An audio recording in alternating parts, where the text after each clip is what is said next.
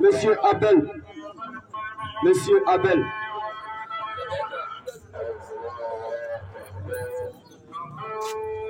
Bonsoir, Monsieur Abel. Okay. Nous sommes ici pour exposer la doctrine de notre Seigneur Jésus-Christ et sa véracité. Si tu as une question, tu vas poser la question. Le frère en face va faire silence pour t'écouter jusqu'à ce que tu finisses de parler. Pendant qu'il sera en train de répondre aussi, tu vas poser silence. Maintenant, si tu es venu pour un débat, tu donnes le thème sur lequel on va échanger, on va chronométrer sur ce micro. Merci beaucoup.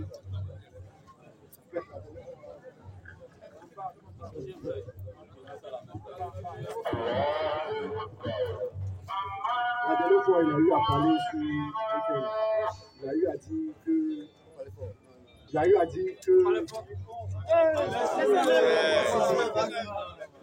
à dire que dans le jardin d'Éden, Adam a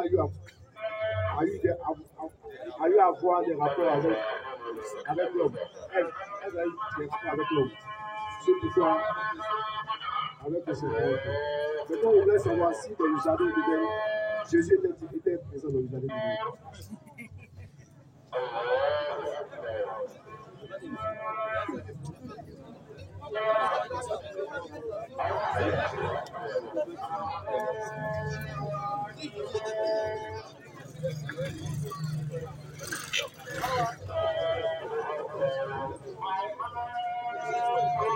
Ok frère, dans le jardin d'Éden, bel et bien, Jésus était là-bas.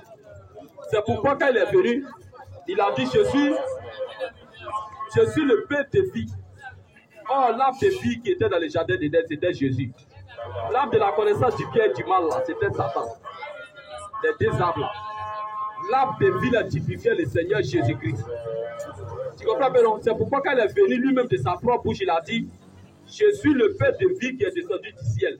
Le pain vivant qui est descendu du ciel. C'est lui qui me mange là, de nous l'avouer. Est-ce qu'on peut parler comme ça? Je ne sais pas, c'est Jean 6. Jean 6.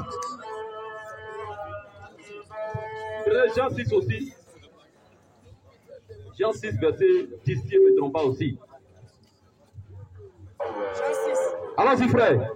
Si tu as retrouvé le texte, je suis le pain de vie qui est descendu du ciel. Jésus dit, faites asseoir. Allons-y, frère. Jean 6, si je ne me trompe pas. Jean 6, 11. Jean 6, 11. Allons-y, frère. Jésus prit le pain. Jésus prit le pain. Rendit grâce. Rendit grâce. Et les distribua. Allons-y, frère. À ceux qui étaient assis, il les donna. De même des poissons, autant qu'ils en voulurent. Jésus, le pain de vie qui est descendu du ciel. Pain de vie.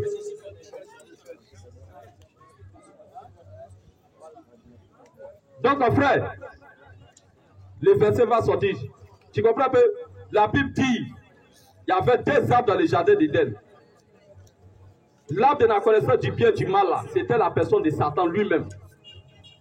Le fruit qu'il ne devait pas manger, c'était la prédication. Allons-y, frère. Jean 6. Verset 35. Jésus l'a dit. Je suis le pain de vie. Attention. Je suis le pain de vie. Il dit, je suis le pain de vie. Celui qui vient à moi, n'aura jamais faim. Celui qui le mange là, n'aura jamais faim. Donc l'arbre qui ne devait pas manger là, c'était l'arbre de la connaissance du bien et du mal. Maintenant, l'arbre de vie qui devait manger, c'était Jésus-Christ. Tu comprends bien, non? Donc c'est ça maintenant, quand Jésus descend sur la terre, il prend ces paroles là pour montrer que c'est lui qui était à l'Éden. C'était lui qui était à l'Éden. Tu vois un peu, non? Maintenant, Satan, là, c'est lui qui était, comme on appelle aussi, l'arbre de la connaissance du bien et du mal. Allons-y, frère. Il était aussi à l'Éden. Allons-y. Verset 32, allons-y. Jésus l'a dit. En vérité. Je vous le dis. Moïse ne vous a pas donné le pain du ciel. Moïse ne vous a pas donné le pain du ciel. Mais mon Père vous donne le vrai pain du ciel. Il vous donne le vrai pain du ciel. Car le pain de Dieu, c'est celui qui est descendu du ciel. C'est celui qui est descendu du ciel. Et qui donne la vie au monde. La vie au monde. Donc celui qui était l'arbre de vie. Donc il était au jardin d'Éden. C'est pourquoi il dit, je suis le chemin, la vérité et la vie. Tu comprends un peu, non? Donc, tous ceux qui refusent Jésus ne peuvent pas aller au ciel. Jamais. Ils ne peuvent pas aller là-bas. Jamais. L'homme dit, il est la vie. Il ne faut pas penser que c'est cette vie qu'on a, cette vie qu'on a actuellement. C'est une vie éphémère. Quand Jésus dit, il est la vie, il est la vie éternelle. En vérité, c'est la vie éternelle. Donc, Jean 15, allons-y. Jean 15, frère, il faut lire. Jésus dit, je suis le cep. Il dit, je suis le cep. Et mon Père est le vigneron. Et mon Père est le vigneron. Tout sarment qui est en moi. Tout sarment qui est en moi. Et qui ne porte pas de fruits. Et qui ne porte pas de fruits. Il les retranche. Il les retranche. Et tout sarment. Et tout sarment qui porte du fruit. Qui porte des fruits là. Il le monte. Il le monte. Afin qu'il porte beaucoup de fruits. Tu vois bien non? Donc c'est lui qui est l'arbre de vie. Je suis le cep. Il dit, je suis le cep. Vous êtes le sarment. Vous êtes le sarment. Celui qui demeure en moi, celui qui demeure en moi, et en qui je demeure, porte beaucoup de fruits. Porte beaucoup de fruits. Car sans moi, vous ne pouvez rien faire. Donc c'est lui qui est l'arbre de vie. C'est bon, on garde les balles en cas de résistance. Allô. Vous avez une autre question? Ok, c'est la dernière question. Hein. La dernière question. Tu as eu à dire tout à l'heure que la femme a eu des rapports avec le serpent. Maintenant, la Bible dit que la femme a séduit l'homme.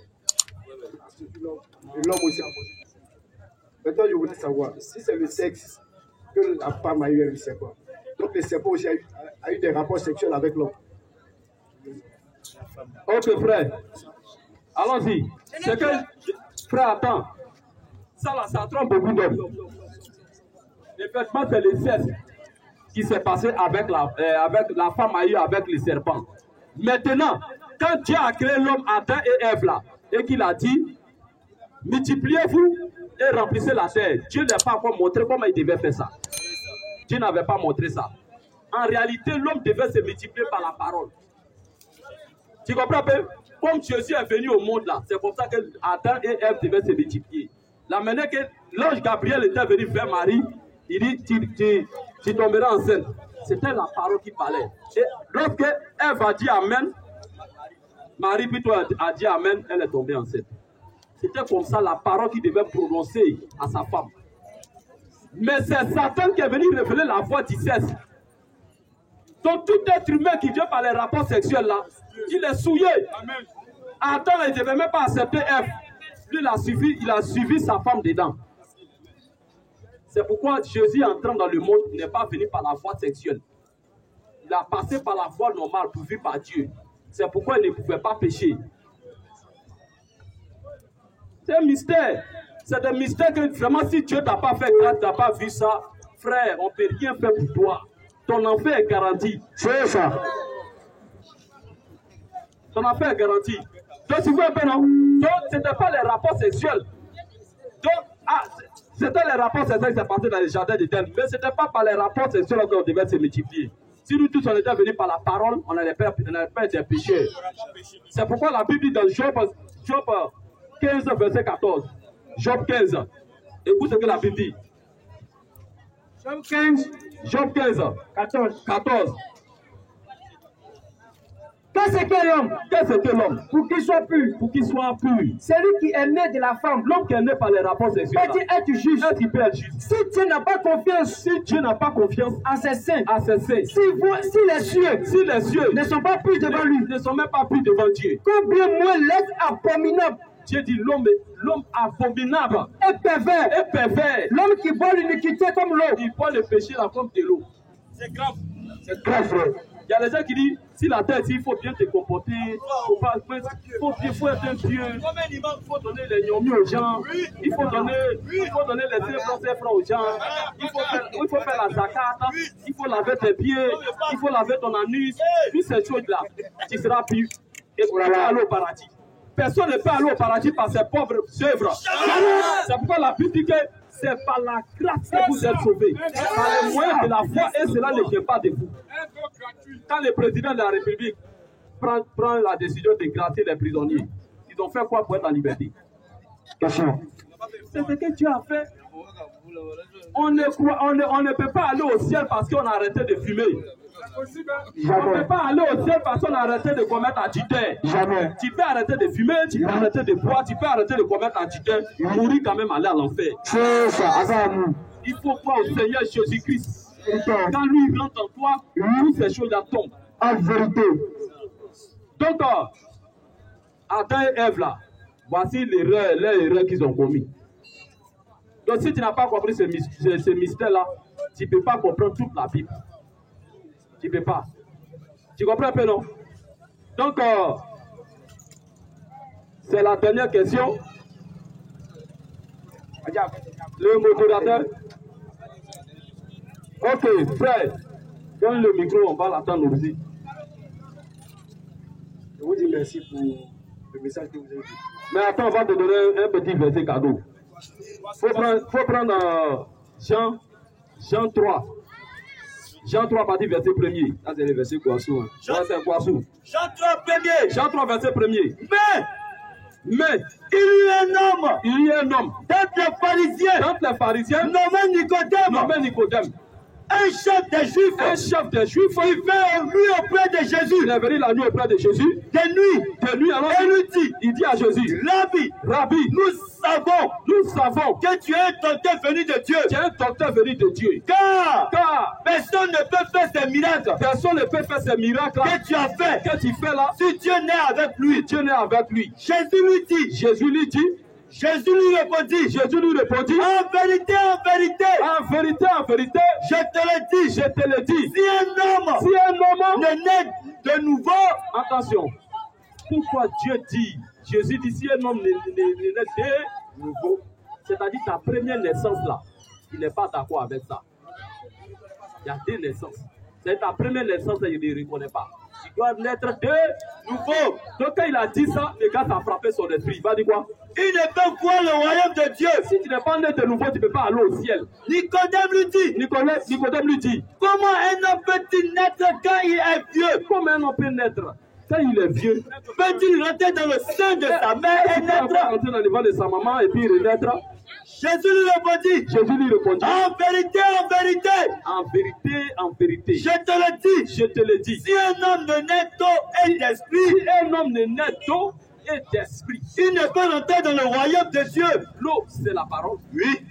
Et recevoir maintenant le Saint-Esprit. Tu es né de...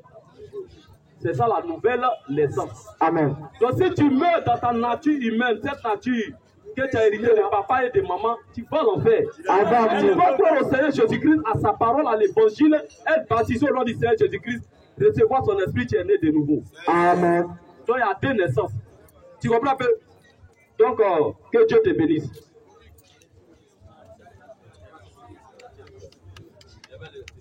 Que Dieu vous bénisse. C'est fini pour ce soir, puisqu'on va loin.